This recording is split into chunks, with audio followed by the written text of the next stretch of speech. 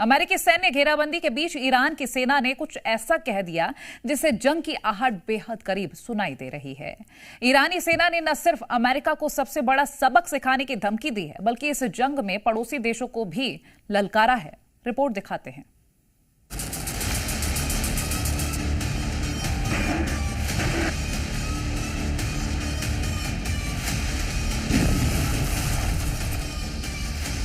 Iran में जंगी तनाव के बीच नई खलबली, बाहर अमेरिकी हमले का खतरा और देश के भीतर कई शहरों में लगातार धमाके।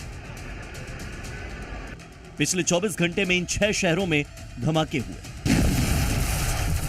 और ईरान के भीतर 35 दिन से चल रही ऐसी जंग की तस्वीर सामने आई जो अमेरिका के साथ टकराव का रुख बदल सकती है। इन धमाकों में कई बिल्डिंग्स तबाह हो गई, दर्जनों लोग मारे गए। लेकिन सवाल यह है कि ईरान में यह ब्लास्ट करवा कौन रहा है? क्या प्रदर्शनकारी? और फिर इनके पास ऐसे घातक बॉम्ब और गोले आए कहां से? इस सवाल पर अमेरिका और इस्राइल इसे ईरान का अंदरूनी संघर्ष बताकर पल्ला झाड़ रहे हैं, तो ईरानी एजेंसियां इसे इन्हीं दोनों देशों की चाल बताकर जंग के लिए जनमत तैयार करने में जुटी है। कैसे? इन 2 बयानों से समझिए। अमेरिका से अब की बार आर या पार, सीक्रेट बंकर से खलीफा की ललकार। مسئله آمریکا و ایران چیه؟ این تقابلی که وجود داره 40 چند ساله ایران و آمریکا دشمنی دارن، این مسئله چیه؟ به نظر من مسئله در 2 کلمه خلاصه میشه.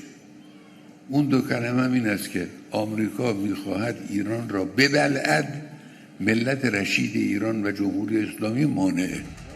ईरानी मीडिया ने अयातुल्लाह खमेनी की जो स्पीच पब्लिक की है उसके लब्बो-लुबाब पर गौर कीजिए। अमेरिका की हर रोज कड़ी होती सैन्य घेराबंदी के बीच खमेनी का एक एक शब्द कैसे ईरान की जनता को संबोधित कर रहा है, उन्हें राष्ट्रवाद के लिए एकजुट होने का संदेश दे रहा है। खमेनी की स्पीच का ट्रांसलेशन ईरान के मिलिट्री कमांडर किस तरह से कर रहे हैं, अब जरा उसे भी सुनिए। अमेरिका ने इस बार कोई भी गलती की, हम पर हमला किया तो याद रखिए इसकी कीमत अमेरिका के साथ इजराइल और पूरे पश्चिम एशिया को चुकानी पड़ेगी। इनका कोई भी बेस सुरक्षित नहीं बचेगा। ईरान के मिलिट्री चीफ आमिर हतामी ऐसी धमकी पहले भी कई बार दे चुके हैं। अमेरिका की घेराबंदी के बीच यहां तक कह चुके हैं कि ईरान के हर जवान की उंगली उसके हथियार के ट्रिगर पर है। लेकिन हतामी का यह बयान ऐसे समय पर आ चुका है जब ईरान के साथ जंग में साथ या खिलाफ वाली बात बहुत हद तक एकदम क्लियर हो चुकी है। जैसे रूस, जो ईरान का सहयोगी है लेकिन जंग में नहीं उतरेगा। रूस ने कह दिया है कि वो ईरान की मदद के लिए सेना नहीं भेजेगा। दूसरी तरफ सऊदी अरब का कहना है कि वो ईरान को अपनी एयरबेस इस्तेमाल नहीं करने देगा। अमेरिका से कह चुका है कि खमेनी को इस बार सबक नहीं सिखाएंगे तो वो और मजबूत होगा। मिडिल ईस्ट में सऊदी अरब और रूस ही ऐसे बड़े फैक्टर्स थे जिनका या तो न्यूट्रल रहना या किसी के साथ खड़े होना बड़े मायने रखता है। सऊदी अरब खाड़ी का सबसे बड़ा और प्रभावशाली देश है, तो वहीं रूस ईरान का सबसे बड़ा नैतिक समर्थक और सैन्य सहयोगी है।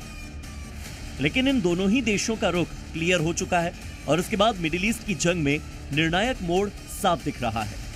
अब अमेरिका अगर ईरान पर हमले का फैसला लेता है तो उसकी राह में कोई रुकावट नहीं बची है, तो दूसरी तरफ ईरान उन समझौतों को आसानी से तोड़ सकता है जिसमें उन खाड़ी देशों पर हमले की मनाही थी जो जंग में न्यूट्रल है।